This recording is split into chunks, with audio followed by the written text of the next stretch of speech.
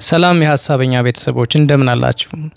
ዛሬ ቡክ ሪቪው ነው የምንሰራው። የምንነጋገርበት መጽሐፍ ደግሞ ሰሞኑን አነጋጋሪ በሆነ ይዘቱ ብዙዎችን እያዳረሰ ያለው የዘሪቱ ከበደ ከልጅነት እስከ ልጅነት የሚለው መጽሐፍ ነው። ይሄ መጽሐፍ በጣም ብዙ አወዛጋቢ መልኮች ያሉት ነው። ተቃራኒ ጽንፎች ላይ የቆመ መጽሐፍ ይመስላል። በአንድ ጎኑ አሳዛኝ የሆነ መጽሐፍ ሲሆን በሌላ ጎኑ አስተማሪ የሆኑ ነገሮችን እናገኛለን። ከሳሽ እንደሆነ ሁሉ አመስጋኝ ሆኖ እናገኘዋለን ብዙ ቦታዎች ላይ። የመጽሐፉ መጽሐፍ ዓላማ ምን እንደሆነ በግልጽ አልተጠቆመም። ነገር ግን ከህይወት ልምዴ ላካፍል ብላ ስለጻፈችው ከይዘቶቹ በመነሳት የመጽሐፉን ኮንተንት ለማዳሰስ ስንሞክር ይሄን መጽሐፍ ከስብከት መጽሐፎች ውስጥ እንዲመደብ የሚያደርገው ያጻጻፊ ይዘት አለው ለመደምደም ሞክሬያለሁ።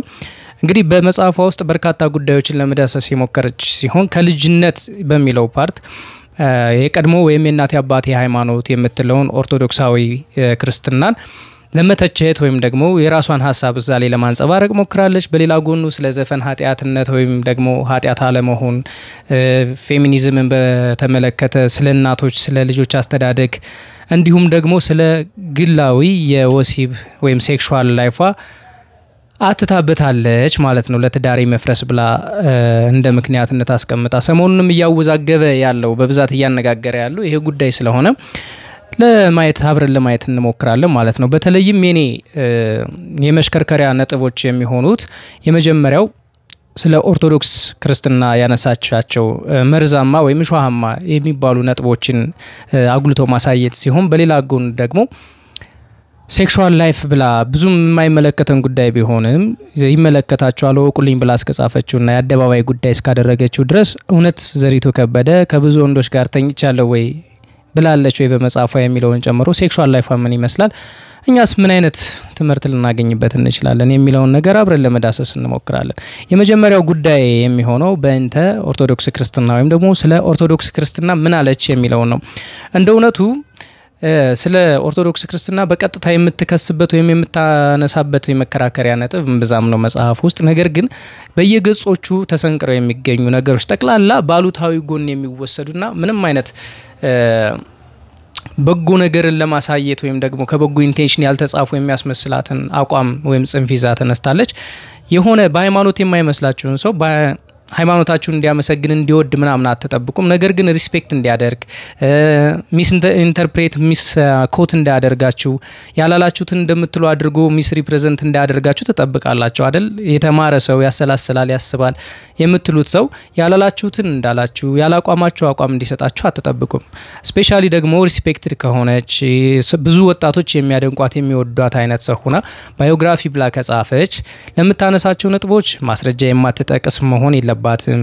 በመታነሳቸው አቋሞች ፈርዘር ሪሰርች የሰራች እርግጠኛ የሆነች እንደዛ አይነት የተማረ ሰው ባህሪ ለማየት ትሞክራላችሁ ብዬ አስባለሁ ትጠብቃላችሁምና ዘሪቱ ስለ ኦርቶዶክስ ክርስትና ምን አለች የሚለውን ነገር ስናይ በጣም አስደንጋጭ የሆኑ ድምዳሜዎችን ክሶችን አይተንባታል። ያለ ማስረጃ ላለማውራት ሞክራለሁ። ስለዚህ ከመጽሐፎቹ ጠቅሳለሁ ማለት ነው። በተለይ ደግሞ በባህሬ ግልጽና ቀጥተኛ ነኝ። ስህተትን በመሳሳት ጊዜም ተጠያቂነትን ከመሸሽ ይልቅ ለትህትናም ይሁን ለክብሬ መጋፈጥን የምመርጥ ሰው ነኝ በማለት በመጽሐፉ የመጀመሪያ ገጾች ላይ አቋም እንዳለው ሰው ራሱን ሪፕሬዘንት እንደሚያደርግ ሰው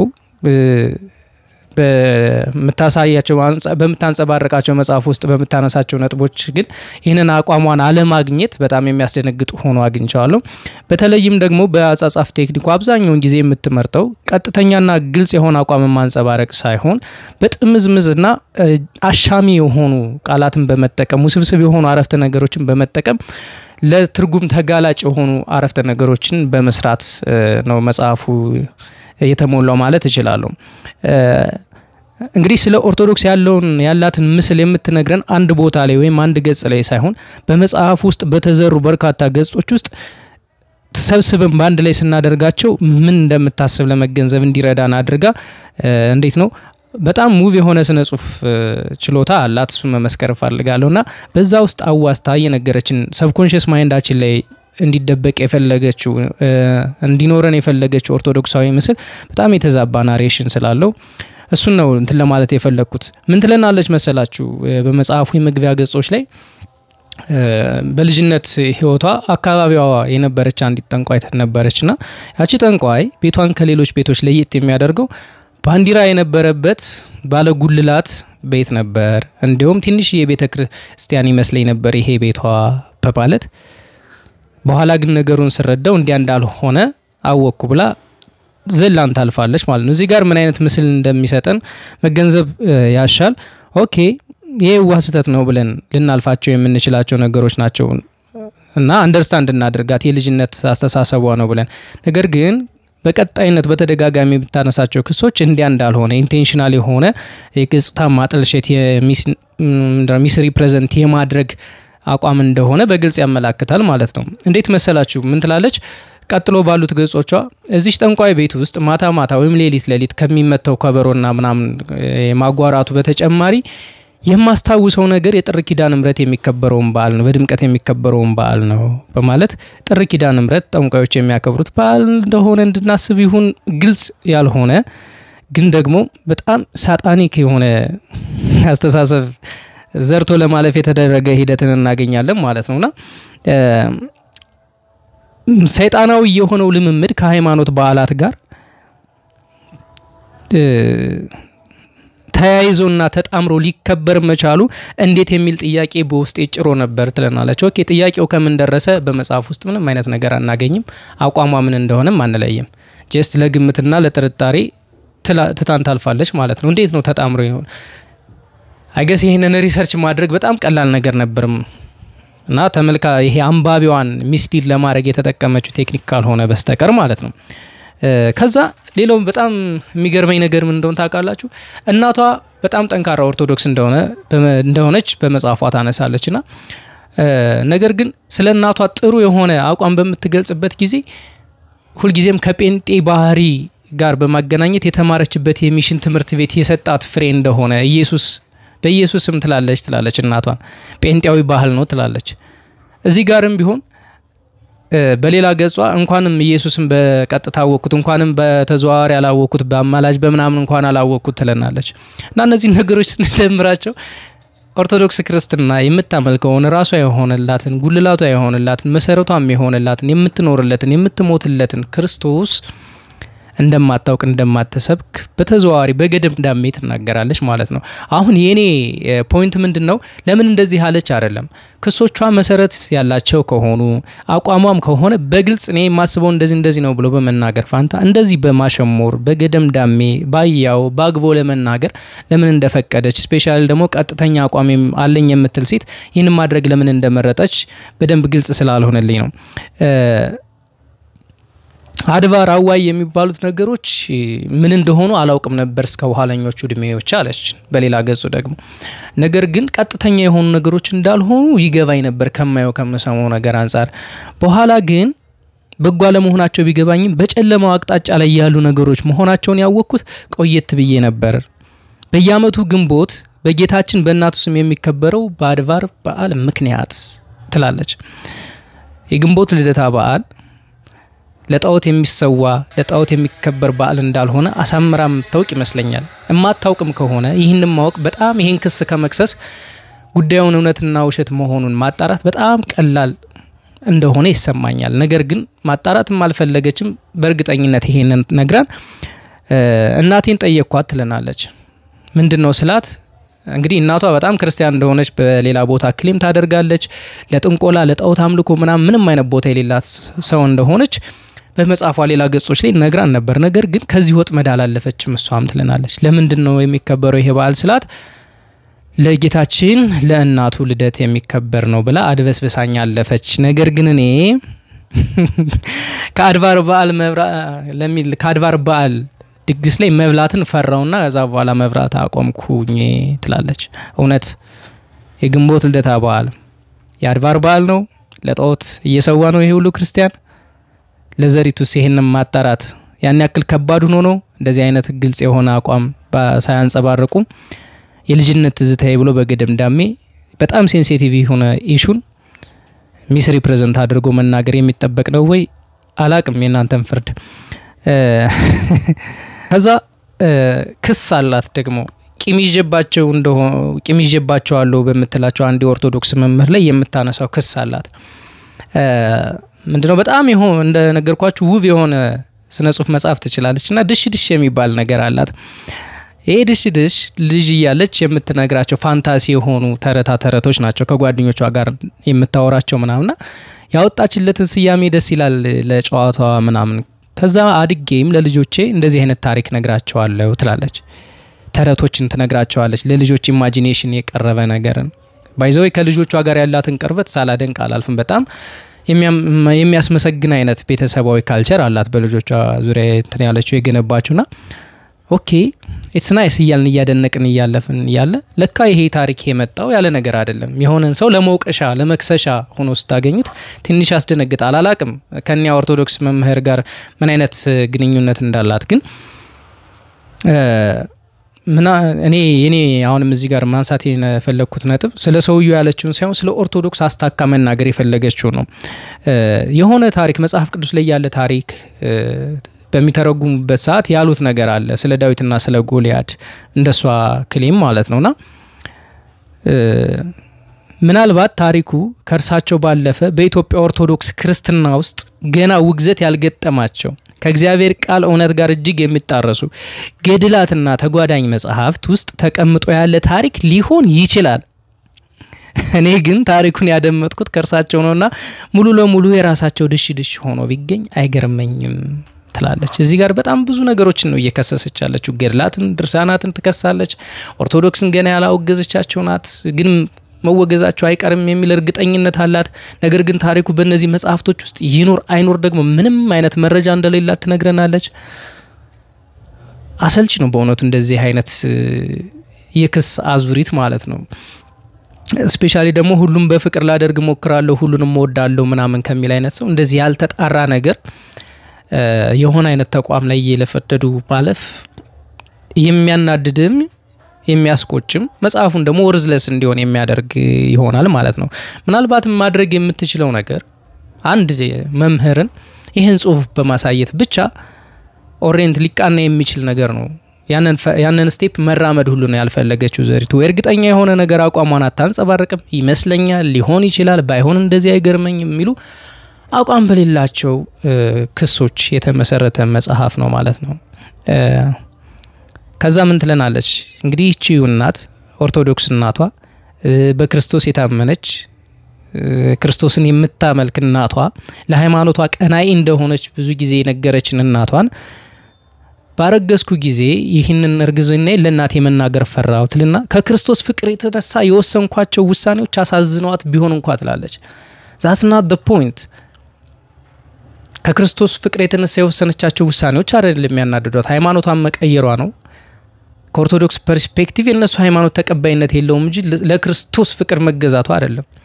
ሁሉም ክርስቲያን ለክርስቶስ ፍቅር የሚገዛ በመሆኑ ማለት ነው። እና ይሄ በጣም አንሻፎ የመጽሐፍ አንሻፎ የመረዳት ነገሮችን ለአድናቂ ለታዛቢም ደግሞ ራስ አንሻፎ የተረዱትን ነገር በዛው መልኩ ማቅረብ መወሰን ምን አይነት እንትን እንደሆነ አልገባኝም በእውነቱ። ሌላው ምን ትለናለች በሌላ እነዚህ ነገሮች በነገራችሁ ላይ አንድ ቦታ ላይ ተሰብስበው አይደለም የሚገኙት በተለያዩ የመጽሐፎቹ ርዕስና ገጾች ውስጥ ተበትነው የተነገሩ ነገሮች በመሆኑ ያው እየረሳናቸው ሌላ ፖይንት ውስጥ ከሰደደችን ሌላ ታሪክ ከነገረችን በኋላ እየቀላቀለች ስለምትነግረን በመጀመሪያ ዙር ንባብ ልብ ላንላቸው የምንችላቸው ነገሮች ሊሆኑ ይችላሉ። ነገር ግን ተደጋግሞ ሲመጣ ከቅልቦና የተደረገ እንዳልሆነ ከይዋስተት የተደረገ እንዳልሆነም እንድንረዳ ስለሚያደርግ ነው ይሄንን ሐሳብ ማንሳት ያስፈልገኝ።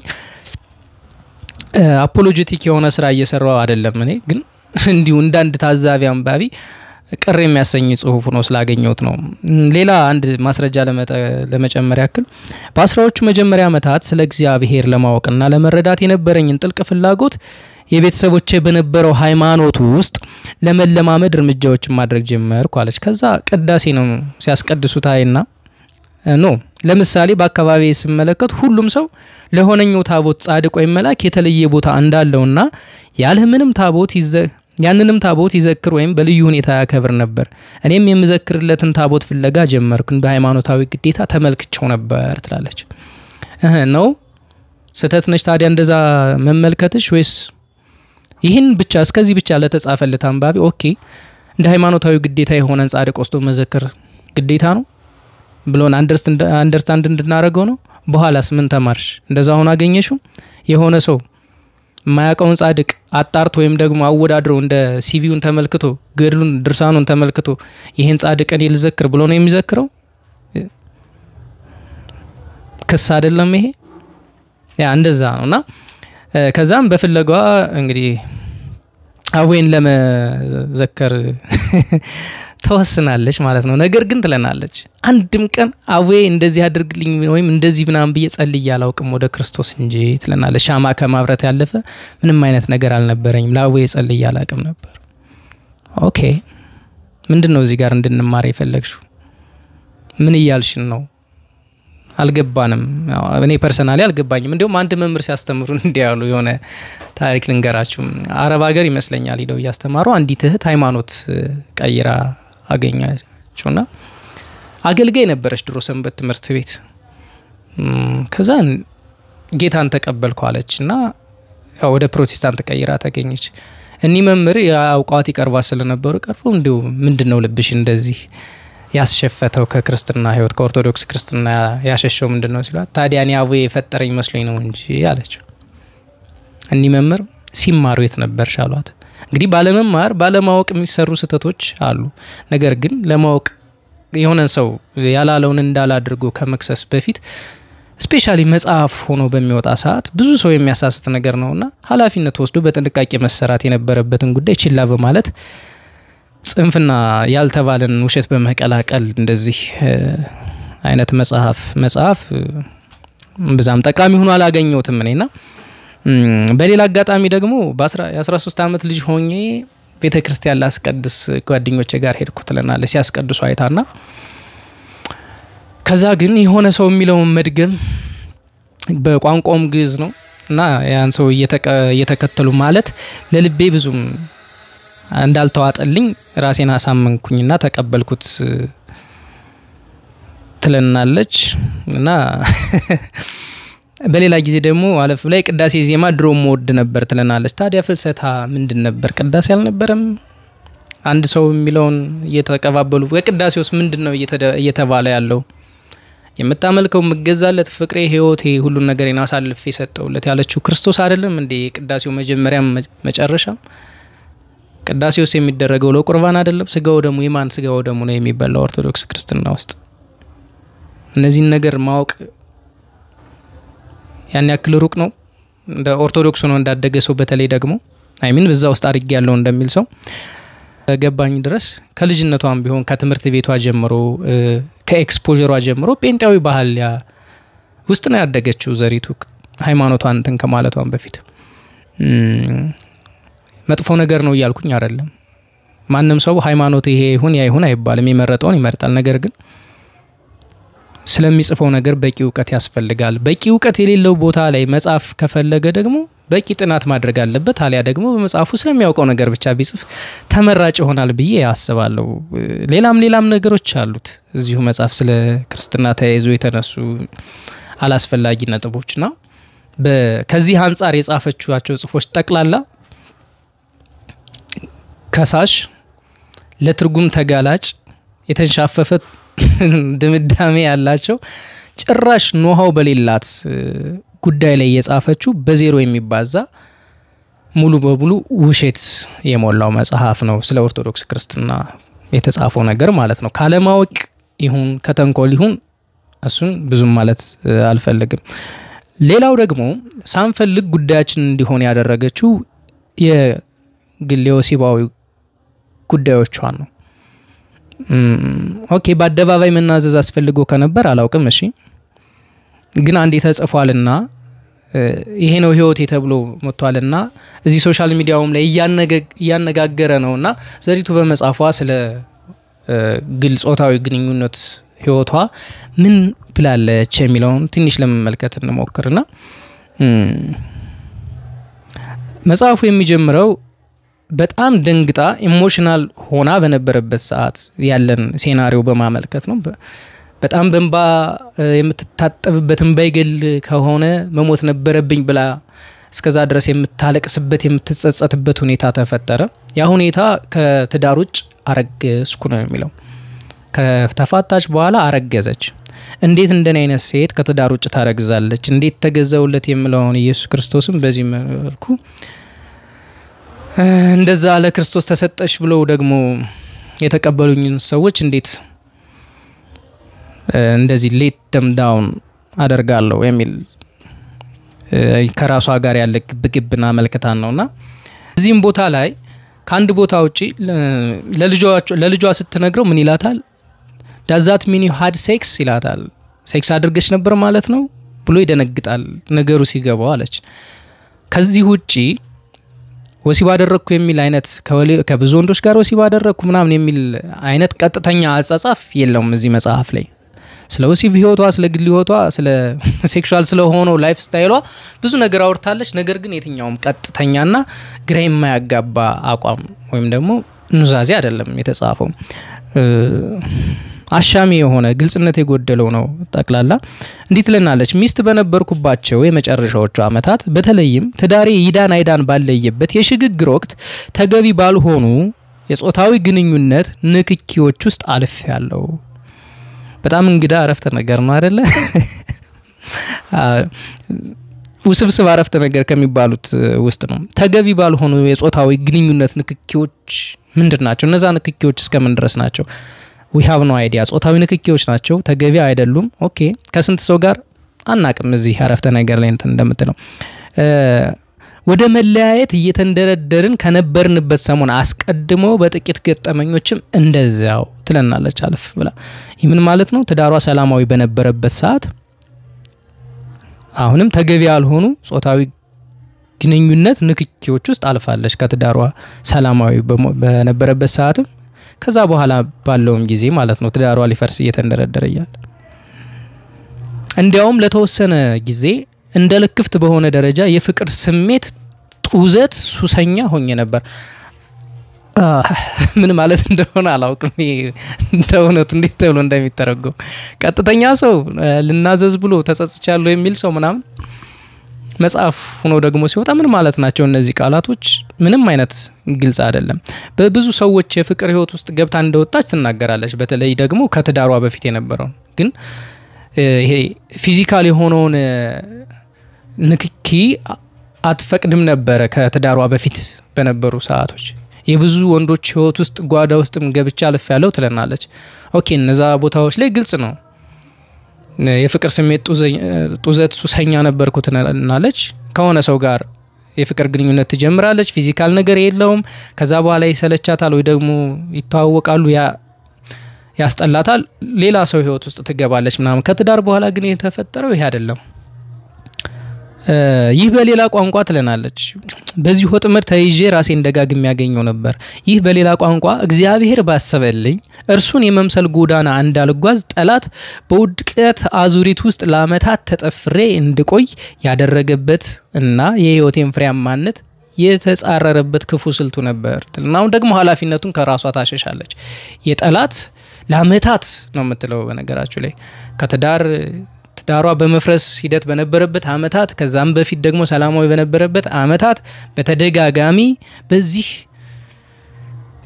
ልክፍት ውስጥ ተይዤ ራሴን አገኘው ነበር ይላል።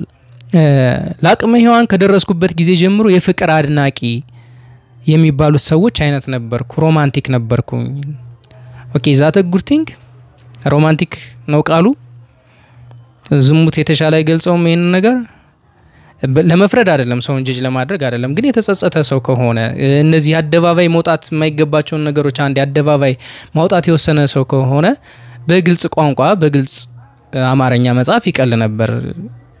አንዴ ለሰይጣን ወይም ደግሞ ለተጻራሪ ኃይል፣ አንዴ ደግሞ ራስን በጸጸት እንደተጎዳ ሰው አድርጎ የራስ ድክመት በማድረግ አንዴ ደግሞ በማንቆለጳጰስ ቃሉን አቋሟ የትኛው ቦታ ላይ እንዳረፈ እንዳንለይ ያደርገናል። እንደውነቱ ነገሩ የምስኪኖች ድካም፣ የጅል አፍቃሪዎች ወይም ሮማንቲክ ፉልስ አለማወቅ ነው።